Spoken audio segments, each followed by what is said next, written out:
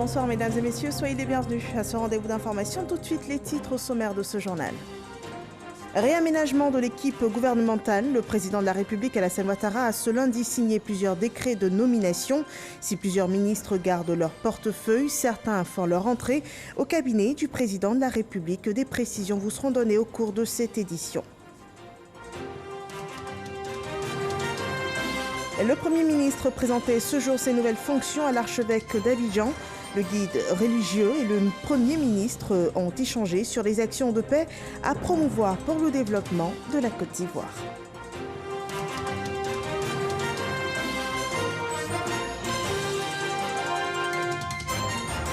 Et puis la Côte d'Ivoire totalise 16 220 cas confirmés de Covid-19 avec 38 nouveaux cas annoncés ce jour. Les autorités sanitaires expliquent dans ce journal cette baisse observée de 42% des cas enregistrés ces derniers jours. Bienvenue dans ce 23h. Il y a du nouveau au sein du gouvernement ivoirien. Le président de la République a ce lundi procédé à un réaménagement de son cabinet et ainsi signé plusieurs décrets de nomination. Je vous propose de revenir sur le communiqué afférent lu par Patrick Hachi, ministre d'État, secrétaire général de la présidence de la République. Communiqué de la présidence de la République.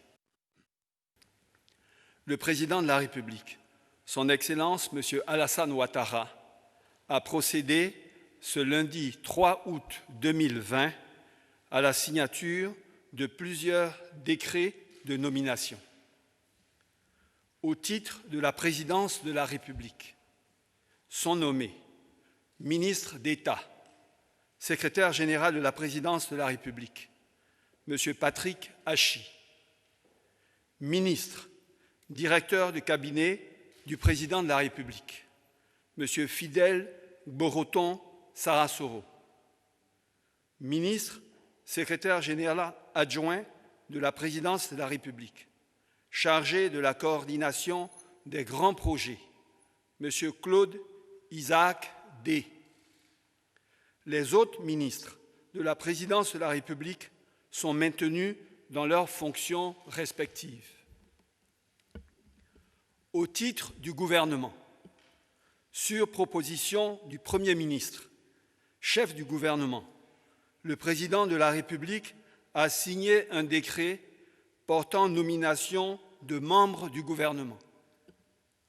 Ainsi sont nommés ministre du Budget et du portefeuille de l'État, M. Moussa Sanogo, ministre de la promotion de l'investissement privé, M. Emmanuel Esmel Essis. Les autres ministres et secrétaires d'État du gouvernement sont maintenus dans leurs fonctions respectives. Fait à Abidjan le 3 août 2020. Et nous poursuivons avec cette autre communication de la présidence de la République, un télégramme adressé à son Excellence M. Mahamadou Issoufou, président de la République du Niger. Je vous donne lecture. Monsieur le Président et chers frères, la célébration de la fête nationale de votre pays m'offre l'agréable occasion de vous adresser au nom du peuple et du gouvernement ivoirien, ainsi qu'en mon nom propre, mes vives et chaleureuses félicitations en cette heureuse circonstance. Je forme des vœux ardents de santé, de prospérité et de bonheur pour votre Excellence, de même que ceux de paix et de progrès continus pour le peuple frère du Niger. Je saisis également cette opportunité pour saluer l'excellence des relations d'amitié et de coopération qui existent si heureusement entre nos deux pays et pour vous assurer de ma ferme volonté d'œuvrer de concert avec votre Excellence à leur raffermissement et à leur diversification en vue de la réalisation de nos ambitions communes dans l'intérêt bien compris de nos populations respectives. Très haute et fraternelle considération, c'est signé Alassane Ouattara, président de la République de Côte d'Ivoire. À présent, cette activité du chef de l'État, il recevait ce jour la reconnaissance du district du Woroba pour la récente nomination d'Ahmed Bakayoko, ressortissant de cette région. Sur l'homme, le président de la République n'a pas manqué de marquer sa confiance. Il souhaite d'ailleurs que le nouveau Premier ministre Ahmed Bakayoko poursuive avec son équipe les œuvres de développement et de paix en Côte d'Ivoire. Et le Premier ministre présentait ses nouvelles fonctions au cardinal Jean-Pierre Coutois, l'archevêque d'Abidjan. Cet entretien entre l'homme d'État et le guide religieux est rapporté par Michel Digré. Pour ses premiers pas à la tête de la primature, le chef du gouvernement a choisi de placer ses nouvelles responsabilités sous la protection divine. La visite à l'archevêque d'Abidjan était certes inopinée, mais elle aura permis à Jean-Pierre Cardinal Coutois de formuler des bénédictions à l'endroit du Premier ministre Ahmed Bakayoko. Le Premier ministre qui vient d'être nommé a trouvé bon que sa première visite soit à mon endroit. Vraiment, je vous assure que cela me rend heureux en tant que le premier des ministres, avant même de commencer sa mission, de passer, de saluer. J'ai demandé qu'il ait aussi toutes les grâces nécessaires pour accomplir cette mission qui lui est confiée. Une mission pas facile, parce que être ministre, c'est être serviteur. C'est ça le sens du ministre, c'est être serviteur. Donc il est le premier des serviteurs. Et pour pouvoir accomplir efficacement cette mission, il a besoin de la grâce de Dieu. Après une heure d'échange entre l'archevêque d'Abidjan et la délégation du Premier ministre, le chef du gouvernement livre les enjeux de cette rencontre. Cette maison m'est connue. Je l'ai visitée bien souvent, depuis que j'étais ministre de l'Intérieur et bien avant. Aujourd'hui, j'étais venu lui présenter ma promotion en qualité de Premier ministre, lui dire qu'il avait plu au président de la République de me nommer à cette haute fonction. Je voulais bénéficier de ses conseils et de ses prières. Également, comme vous savez, le pays est en deuil. L'Église est frappée par un deuil, mais l'État également est frappé par un deuil, à travers la disparition du cardinal Pierre-Marie Coty, qui est co-auteur des paroles de l'hymne national de Côte d'Ivoire. Lui dire Yako, toutes les condoléances du gouvernement, du président de la République et de toute la nation. Et lui dire que nous allons prendre notre part au niveau de l'État pour rendre hommage à ce grand Ivoirien qu'il a été. La question de la réconciliation nationale a été également abordée. Je lui ai également dit que notre action au sein du gouvernement s'inscrira dans le rassemblement de tout le monde. La réconciliation, la paix, la cohésion. Il est temps de nous rassembler, de penser au-delà de nos personnes à notre pays. L'un sans l'autre, on a vu qu'il y a des limites dans notre capacité à avancer. La Côte d'Ivoire a besoin de ses guides, et ces guides religieux ont un grand impact sur la conduite de nos concitoyens. Et je voulais également compter sur lui-même, sur toute l'Église, comme sur l'ensemble des chefs religieux de ce pays, pour que l'esprit de paix ne nous quitte jamais, nous anime en permanence. En tout cas, en tant que chef du gouvernement, nous ferons notre part pour ouvrir toutes les voies pour que la Côte d'Ivoire soit un pays en paix, soit un pays apaisé. L'activité parlementaire a enregistré ce lundi l'approbation par le Sénat de Côte d'Ivoire du projet de loi portant sur le régime financier des collectivités. La Côte d'Ivoire s'aligne ainsi sur la législation de l'UEMOA en matière de décentralisation, suivant le compte-rendu de la session parlementaire avec Kader Sogodogo depuis Yamoussoukro. C'est en route pour Yamoussoukro, à la rencontre du Sénat, que Moussa Sanogo a appris le changement de dénomination de son ministère. Le désormais ministre du Budget et du Portefeuille de l'État, en prenant place au Sénat, a en cœur de défendre un projet de loi, celui portant régime financier des collectivités territoriales. La Côte d'Ivoire veut ainsi harmoniser sa législation en matière de décentralisation selon les directives de l'UEMOA.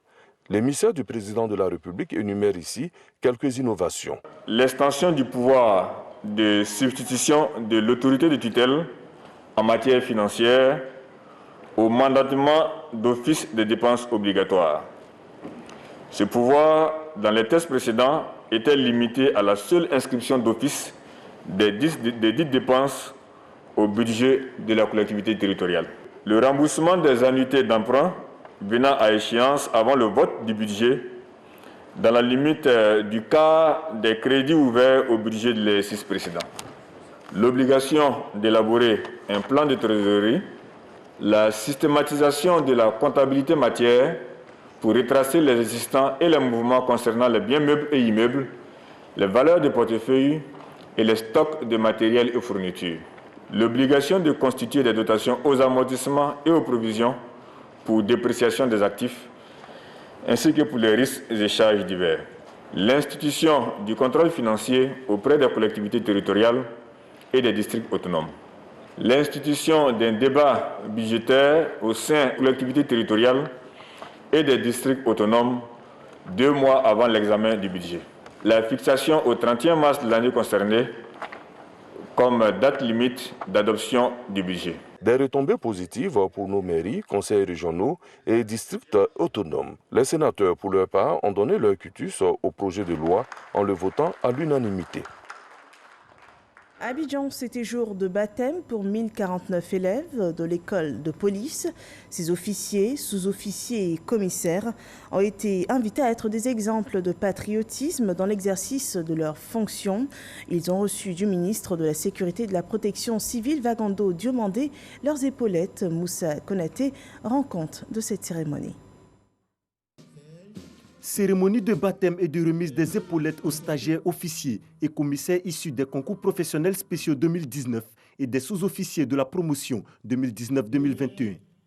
Après plusieurs mois de formation, ces nouveaux fonctionnaires sont désormais aptes à rejoindre les différentes structures de la police nationale. Pour la première fois, l'on assiste à une sortie de stagiaires, commissaires et officiers spéciaux en même temps qu'une promotion normale d'élèves. Ces futurs commissaires, officiers et sous-officiers doivent leur présence sur cette place à leur travail, certes, mais ils la doivent également au travail de l'ensemble des encadreurs de l'école dévoués à la tâche et à celui de nombreuses personnes qui, au sein du corps enseignant de l'école, nous accompagnent chaque jour dans l'émergence d'une police professionnelle, compétente, intègre, loyale, républicaine, instruite pour servir. Au total, 1049 nouveaux policiers, soit 52 officiers et commissaires, et 997 sous-officiers, dont 115 femmes baptisées. Promotion Kone Vamara, agent de police en poste à Akoupi, tombé au champ d'honneur en janvier dernier. À vous, commissaires spéciaux, qui aujourd'hui allez entamer une nouvelle étape de vos carrières de policiers. Vous êtes pour moi le symbole de la combativité, du courage et de l'exemplarité. Vous avez le devoir de perpétuer ces valeurs dans vos futurs services. Aux 115 femmes et 882 hommes de la promotion adjudant de police Kone Vamara, vous regagnez la police nationale dans un contexte particulier, marqué par la crise sanitaire et l'organisation à venir de l'élection présidentielle. Ces échéances nous mettent au premier plan et vous imposent de vous inspirer du professionnalisme et du patriotisme de l'adjudant Kone Vamara. Le ministre Vagando Diomandé salue également les actions de la police nationale dans la lutte quotidienne contre la pandémie de Covid-19. La crise sanitaire a mis en première ligne les agents du ministère de la Sécurité et de la Protection civile.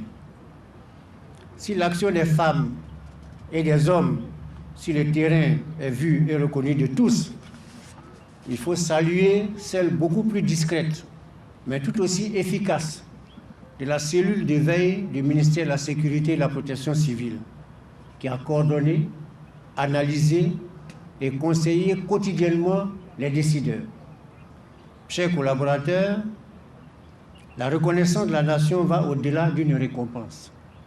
Une cérémonie spéciale de décoration sera organisée afin de valoriser le mérite de tous ces hommes et de toutes ces femmes qui se sont engagés pour le compte de la police nationale dans ce combat contre cette pandémie. Cette double cérémonie de baptême et de remise d'épaulettes a vu la présence du chef d'état-major général des armées et du commandant supérieur de la gendarmerie. Nous passons à présent à l'actualité politique ivoirienne. Le processus électoral pour la prochaine présidentielle est enclenché. La liste électorale provisoire a été remise la semaine dernière par la CEI aux partis politiques. Et avant ouverture du contentieux, la plateforme EDS, Ensemble pour la démocratie et la souveraineté, lève une interrogation. Elle porte sur l'absence du nom de l'ancien chef d'État, Laurent Gbagbo, sur le listing électoral. Le président de la CEI en donne les raisons dans ce reportage de Sidonie Davila. Le fichier électoral provisoire compte à ce jour 7 500 035 électeurs, au nombre desquels ne figure pas le nom de l'ex-président ivoirien Laurent Gbagbo. Pour se faire une idée des raisons qui expliquent ce fait, une délégation des membres de l'Ensemble pour la démocratie et la souveraineté, EDS, a rencontré la commission chargée des élections en Côte d'Ivoire. Il y a quelques jours, nous avons retiré les documents concernant les listes électorales, les documents ici. Et puis, nous avons donc les documents, le pack que nous avons reçu. Nous avons constaté que, et suite aussi à la mise en sur le site de votre institution, les listes électorales provisoires. Et à la lecture de ces documents et de ce site, nous avons constaté que le président Laurent Gbagbo, notre référent politique, n'y était pas. Plutôt que d'aller dans les spéculations, nous avons préféré venir directement chez vous pour avoir la version officielle. Pour le président de la CEI, Ibrahim Koulibaly Kubière, 2 raisons fondamentales pourraient expliquer ce fait selon le code électoral. La première est celle du décès. Quand l'électeur est décédé, il ne peut plus être sur la liste électorale. La deuxième, c'est l'électeur déchu de ses droits civils et politiques.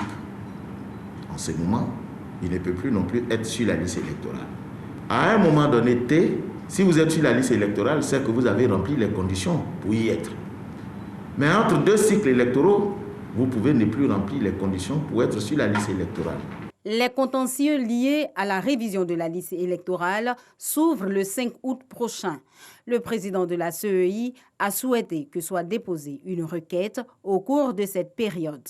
Vous venez, avec les documents justificatifs à son inscription, saisir la commission électorale indépendante du lieu où il devrait se faire enrôler, où il s'est fait enrôler pour solliciter son inscription sur la liste électorale. Une rencontre à l'issue satisfaisante pour l'EDS. Nous avons compris ce qu'il a dit. Nous avons compris aussi ce qu'il n'a pas dit. Et nous allons nous préparer pour le contentieux électoral. Après les contentieux, la liste électorale définitive sera publiée le 25 septembre prochain. Et pour des élections apaisées, le Conseil national des droits de l'homme veut sensibiliser sur les violences post-électorales et pour cela, il engage les experts du droit à définir les lignes directrices de cette initiative. On voit cela avec Éric Corré. C'est bientôt l'élection présidentielle en Côte d'Ivoire. Comment prévenir les violences en période électorale? C'est la priorité du Conseil national des droits de l'homme, CNDH. Il a été question des défis pour des élections libres et transparentes en Côte d'Ivoire. Et donc, nous avons abordé la question de l'implication des parties prenantes aux élections. Réunis à Abidjan, les responsables des structures des droits de l'homme échangent sur la question.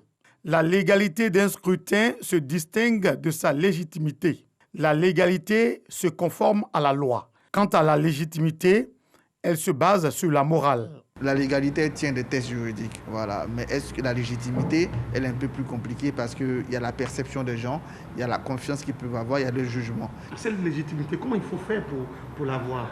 D'abord, je pense par le dialogue, par faire connaître les missions de chacune des institutions et par permettre aux Ivoiriens de s'approprier les textes, de s'approprier aussi ces institutions. Dans 3 mois, les Ivoiriens se rendront aux urnes pour élire leur candidat. Le CNDH s'implique pour prévenir les désordres. Par exemple, on est dans une situation sanitaire exceptionnelle qui va imposer que chaque votant ait un masque. Mais si le votant arrive, que les masques ne sont pas disponibles, le rôle du policier ou du gendarme, c'est de lui dire que tu n'as pas accès au centre pour la sécurité et la santé de tous. Lui, il peut percevoir ça comme une façon de l'empêcher d'accomplir son vote, donc une opposition à son expression. Et en ce moment-là, un conflit peut éclater, la violence peut éclater dans ce bureau de vote. Pourtant, si avant, on prend le temps de discuter, de comprendre le rôle des forces de sécurité, on pourra éviter justement ce genre de tension, on pourra permettre d'avoir des élections dans un contexte sécuritaire assez intéressant. Raison pour laquelle le CNDH renforce les capacités des responsables d'ONG, des leaders communautaires pour des élections apaisées le 31 octobre prochain. Et à 2 mois de ce scrutin présidentiel, les partis politiques affûtent leurs armes, leurs stratégies et le RHDP prépare ses militants pour la prochaine étape du processus électoral. Dans l'ouest du pays, la coordination départementale de Biancouma sensibilise et remobilise ses troupes. F. Boué. 10 motos pour la délégation départementale RHDP de Biancouma, un don du délégué départemental Deli Mamadou. Objectif, investir tous les hameaux du département de Biancouma pour faire gagner la présidentielle d'octobre prochain aux candidats du parti. Et cela commence par l'obtention des signatures pour le parrainage citoyen. Aujourd'hui, c'est 10 motos que nous leur offrons pour pouvoir vraiment sillonner les villages, les quartiers, courir après les électeurs, faire le porte-à-porte en leur disant que le meilleur candidat, c'est le candidat du RHDP. L'opération du parrainage citoyen du candidat du RHDP est ainsi lancée pour la délégation départementale de Biancouma.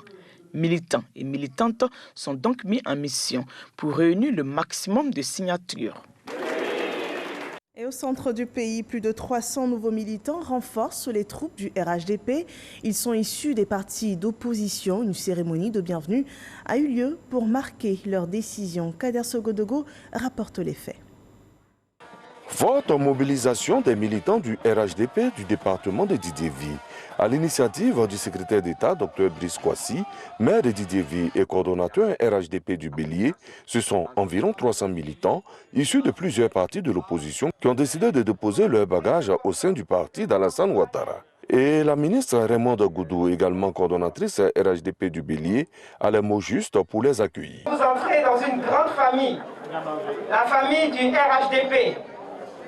Et cette famille, c'est une famille qui pense à l'un et à l'autre. Invité spécial de cette fête, Wacha Kijebo, ex-membre de la Galaxie patriotique qui arbore aujourd'hui les couleurs du RHDP.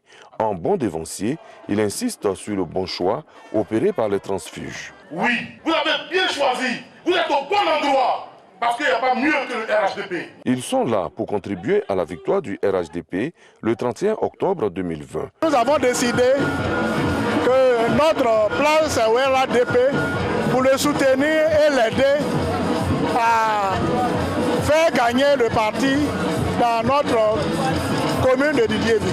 Il est à la base de cette adhésion massive. Pour le secrétaire d'État, Dr Brice Kwasi, avec le RHDP, Didiévi ira toujours de l'avant. Didiévi est appelé à avoir un grand destin. Comprenons cela dès maintenant et n'ayons pas peur du développement et n'ayons pas peur de l'avenir. L'avenir nous appartient. Prenez les photos maintenant pour garder. Parce que dans 5 ans, dans 10 ans, dans 15 ans, dans 20 ans, je suis convaincu que cette ville sera totalement transformée. Nous allons commencer, nous allons continuer, mais nos jeunes frères vont terminer. Comme pour coller à la tradition de développement du RHDP, le secrétaire d'État, Dr Brice Kwasi, a offert 2 camions de salubrité, une broyeuse, une fanfare et des chaises à la commune. C'est en chanson, dans une ambiance festive, que la cérémonie a pris fin. Parlons de fête, justement, c'était la fête de l'Aïd el-Kébir vendredi dernier. Pour la fête musulmane du sacrifice, du bétail a été importé de pays frontaliers. Sur le parc à bétail de la commune de Port-Bouët, l'ambiance était dense entre bruit de bêtes, affluence et marchandage. Qu'en est-il 3 jours après? Quel bilan pour les commerçants? Suivons ce constat de Mahama Traoré. Il est loin du visage qu'il présentait avant la fête de Tabaski. Ce lundi, 3 jours après la célébration, le parc à bétail de l'abattoir de Port-Bouët est presque vide et refait sa toilette. Les commerçants qui avaient cédé leur place aux marchands de béliers se sont même réinstallés. Après avoir vendu 300 béliers, Diko démantèle son enclos. J'ai envoyé 300 têtes. Ce qui, alhamdoulilah, tous 300 est pu libérer. Allez là, la tête est pleine, donc tu ne peux pas faire tout calcul pour voir d'abord combien tu as mis, combien tu as trouvé, combien tu as dépensé. Pour séparer tout ça d'abord, il faut quelques jours, quoi. Le bilan est positif, puisque le marché a été approvisionné à 99%. Par rapport à l'année dernière, cette année-là, le marché a été bon. Le prix aussi a été abordable, les clients ont pu acheter les animaux. Et il faut noter aussi que cette année, il n'y a pas eu trop de bœufs aussi. Il n'y a pas eu assez de bœufs. Habituellement, les gens achètent beaucoup de bœufs, mais cette année, il n'y a pas eu beaucoup de bœufs par rapport à l'année dernière. La moisson a été aussi bonne pour Amadou. Avant de rentrer au Mali, son pays d'origine, il espère quand même vendre les dernières bêtes de son enclos. Les collègues qui sont avec nous, qui n'ont pas pu vendre, qui sont pressés, donc ils nous donnent et voient avec un certain prix. Maintenant, si on vend, arriver là-bas, on les rembourse. C'est ça qui est là, ce qui est resté là. Le prix aussi n'est pas trop mal. Le stock de bétail invendu fait l'affaire de marchands locaux comme Boubacar. Au lendemain de chaque fête de Tabaski, il profite de la baisse de la demande, donc des prix. En période de fête, là, c'est cher. Maintenant, comme après des fêtes, là, c'est pas trop cher encore. Le prix est diminué.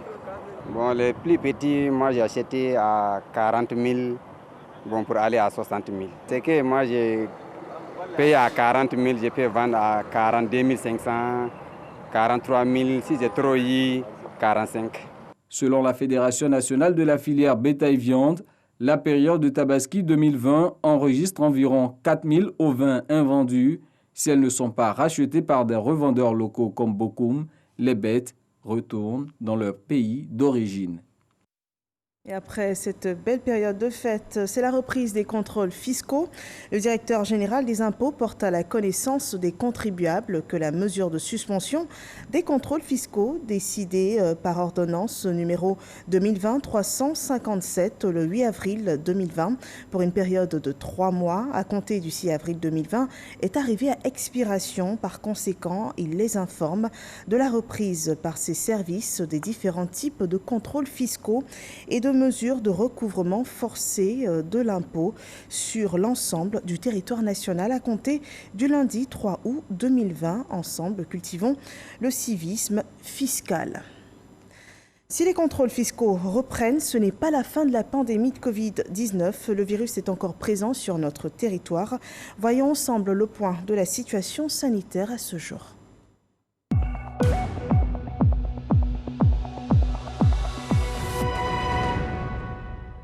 Les autorités sanitaires annonçaient ce lundi 38 nouveaux cas de Covid-19, soit un total de 16 220 cas confirmés en Côte d'Ivoire. La courbe d'évolution de la situation épidémiologique enregistre une baisse du nombre de cas positifs avec une moyenne de 200 cas par jour au 26 juillet à 84 nouveaux cas identifiés par jour du 27 juillet au 2 août dernier. Une régression de 42% du nombre moyen de nouveaux cas expliqué dans ce reportage de Salima Toudia. 42%, c'est le taux de régression du nombre moyen de nouveaux cas de Covid-19 en Côte d'Ivoire. Une bonne nouvelle car la tendance est à la baisse. On passe de 200 nouveaux cas par jour en moyenne à 84 nouveaux cas. Sur la période du 27 juillet au 2, on a eu 586 cas positifs, soit une moyenne de 84 cas par jour. Et le taux moyen de positivité, c'est où on a les hommes positifs, les hommes et les femmes positifs, c'est 7,6%, avec un maximum atteint qui était de 9,6%. Donc, quand on compare à la semaine précédente, c'est-à-dire du 20 au 26 juillet, nous sommes passés de 13,5 à 7,6 cette semaine. Donc, à la date du 2 août, on a 16 182 cas positifs, 11 801 guéris, 102 décès. Autre point positif, le taux de guérison global est de 73%. Mais l'épidémie continue de faire des victimes avec 6 décès dans la même période. Au plan sécuritaire, le suivi de la réglementation du transport national continue. Véhicules contrôlés, 20 757. Véhicules mis en fourrière, 474, dont 52 de type particulier et 422 véhicules de transport. Masques distribués pour la sensibilisation, 50, soit un taux de respect satisfaisant de 97,3% que nous saluons. À 722e point du genre, en 5 mois de crise sanitaire, l'Union des villes et communes de Côte d'Ivoire a présenté les actions de terrain en cours dans les communes par les maires, mais surtout, c'est l'avenir. Nous sommes en train de développer un programme, un projet à l'endroit des populations, surtout les communes du district d'Abidjan. Il s'agit dans un premier temps de donner le langage nécessaire et clair aux maires pour qu'ils puissent passer le message qu'il faut à leur population. Donc il y aura une formation à l'endroit des maires.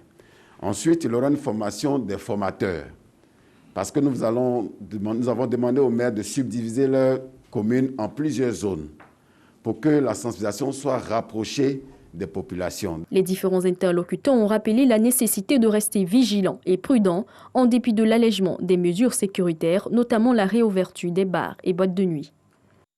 Voilà, respectons les gestes barrières. Poursuivons cette lutte contre la Covid-19. Je vous retrouve demain pour une autre édition d'Information. Bonsoir chez vous.